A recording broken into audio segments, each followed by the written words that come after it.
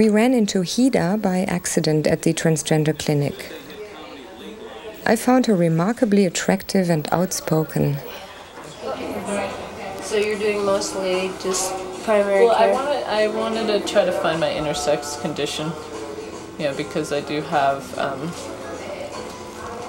certain like male characteristics, physical characteristics, and they wanted to give me hormones at puberty, so that makes me qualify as intersexed. Okay, let's go. Nice to see you again. Yeah. You come on every couple of weeks. Intersexed is just the modern term for hermaphrodite. They're really interchangeable. I did always feel different. I didn't really know how to put it into words. I just felt that I wasn't like other women. I felt that I wasn't like my mother or my sister, even the other girls in school. And I felt a little bit like the boys, but I didn't really feel like them either. So I just kind of felt different. For many years I felt sort of in between sexes, I think. Closer to female, but not quite female. I think that's the best way to describe it, not quite female. I had a lot of problems with the lesbian community when I was first coming out because I never felt accepted no matter what I did. In the beginning, I actually at that time looked extremely, I guess what you could call high femme, extremely feminine presentation.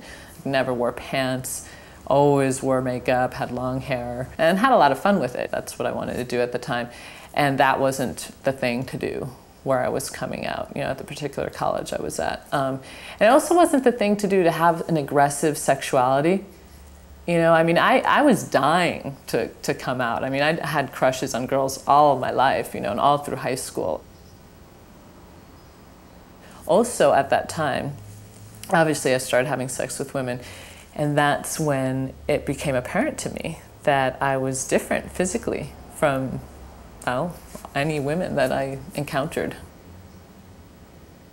There was a point when I was about 19 where I went through a really big transition around it and felt like I was more male, and then I sort of shifted back, and I've kind of been shifting back and forth, and I think now, recently I finally, not too recently, but a few years ago, I gave up all the female presentation, like the drag as I thought of it, because I realized growing up, one thing that I knew was that I chose certain clothing to make my body look more feminine. I knew that there were certain pieces of clothing that if I wore, I wouldn't look that much different from a man.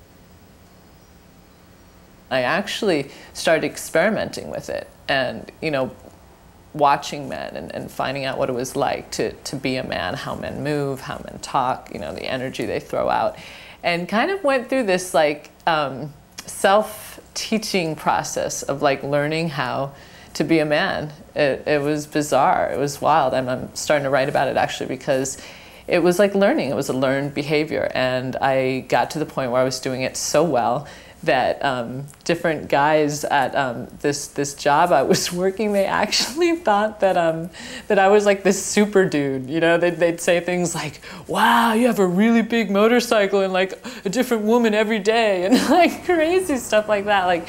And I didn't have a different woman every day, but I had a girlfriend at the time who was really feminine looking, and I felt like I had, mastered the art and like fooled all these people, and it was really fascinating and fun, actually.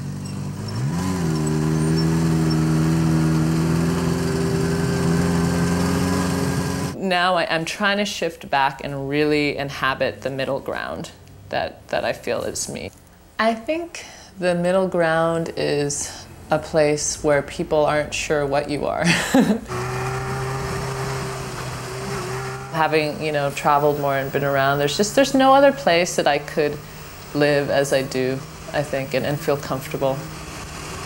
Last summer I went to Costa Rica, and I couldn't pass as a woman. Like I was stopped by police, I was cruised constantly by older men, I was sort of harassed as a what they thought was a young homosexual man. And this was in my bathing suit.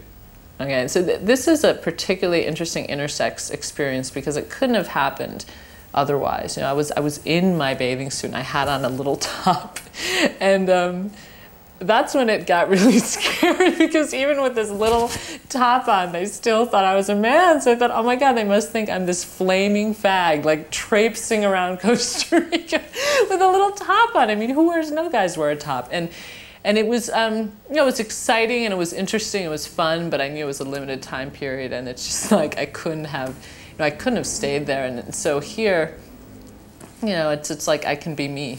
That's my main pull to San Francisco, and the fact that it's so beautiful.